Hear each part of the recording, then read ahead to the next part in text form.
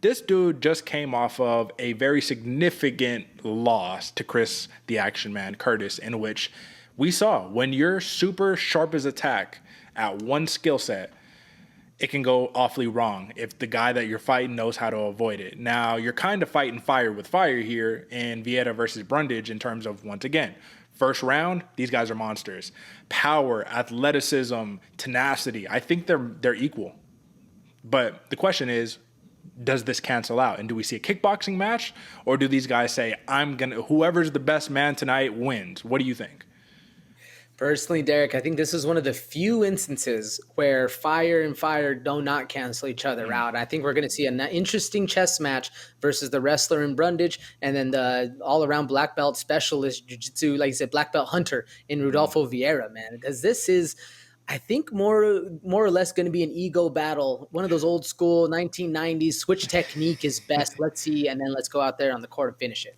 Yeah, no, that's a very fair assessment, especially Cody Brundage coming off of that last loss, man. You have to feel for him because against Alexei Chuk, if you were a Brundage better, you were in the driver's seat, and then you weren't. And then suddenly it just came crashing down so hard. And you're like, what happened here? And that goes to show, man, Cody Brundage, I love me some first round Cody Brundage, but it comes round 2 and round 3, things just start getting a little bit interesting. And I'm not saying that just to say it. I'm saying that if you literally, and it's interesting, let me finish my point. If you look at his last 10, 1, 2, 3, 4, 5, 6 of his last 10 fights have ended in the first round. That's what I'm talking about, is this guy goes, right? It's kind of like a Derek Minner in a way, where it's like, I'm going to put it all out there in this first 5 minutes, whatever happens, happens.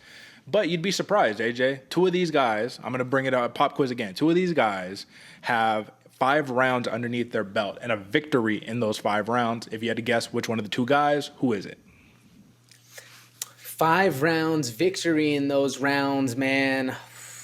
I don't think it's Vieira. I'm going to go Brundage. I think the gas tank of Vieira is a little too thin, if you will. Who is it? Well, yeah, you're right about that. It is Cody Brundage. He has 5 rounds underneath his belt. However, that was back in 2019, once upon a time. Or once a long time ago, I guess I should say. But the point is here, man, this dude fought William Knight, got finished in the first round. Since then, he had to fight some real studs, bro. We're talking about, forgive me, Joseph Kropshot, right? He got the victory over here, submitted him 3rd round. He had to fight Nick Maximov, Dolce Lungiambula, Tresean Gore, Mikhail Alexichuk. Hit list for Brundage, man. You can't fault the guy. Rodolfo Vieira, though, man, after losing to Anthony Hernandez, gets back against Dustin Stoltzfus. I like Stoltzfus, but it's not a career-defining victory. And then lost to Chris Curtis, man. He doesn't have a bunch of real recognizable names on his resume. So I do see opportunity for Cody Brundage. But fight gets round 2, round 3. Here's my thing. This is the point I was going to make earlier. Vieira doesn't just grapple, though. We did see when he works his jab, like this dude's straight shots down the pipe. They're pretty good. Do you see him setting up his takedowns with offense versus a Brundage who is just, I'm going to smash, grapple, and that's it? Not really, Derek, personally. I think we're going to see Rodolfo Vieira, like you said, work that jab, very fast jab. I feel like he's going to invite in the takedown. Let Brundage take him down, flip him over, like we saw, because if and don't get me wrong, Oleg Zaychuk, like I said, the X factor can be the grappling. But if you're comparing Rodolfo Vieira to Mikhail Zaychuk's wrestling, grappling, I mean, it's basically night and day. So I think we're going to see a more relaxed Vieira in here, allowing Brundage to kind of work a little bit, burn off a little bit of that gas, pop that jab in his face, get him frustrated, and then take advantage of the holes that are going to be presented in Brundage's game. Do you see it the same, or are we going to see a kind of a foot on the gas Vieira right here? You know what? I think you brought up a good point, man. I think Vieira doesn't have to worry about the same thing he did against Chris Curtis of, if I cannot get this fight to the ground, I'm in big trouble. This dude is just hitting me with body shots all day long, bro. There's nothing I can do, right? I think he will probably feel confident that he can get the takedown whenever it's available, or he could at least tire him out to where he can make the fight a little more interesting. On both ends, though, you can't trust gas tanks on either ends of both of these fighters. Both really, really good fighters. It's just, when it comes to the gas tank, these guys are going to be getting after it. Let's talk about the numbers, man. This is my real question. Yeah, Vieira favorite makes sense, right? Moneyline, minus 280, plus 230 comeback for Brundage, minus 120 submission.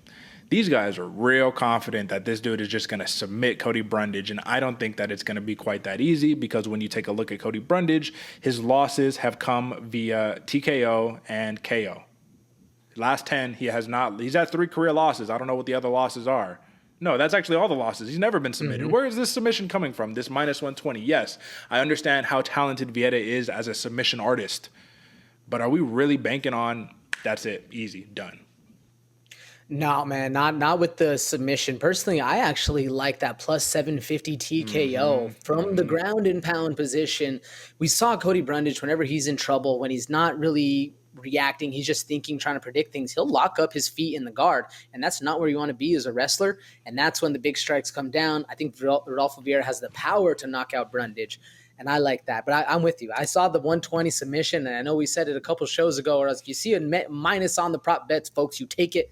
Ironically, this one I'm going against it, and I like that TKO going for Vieira, man.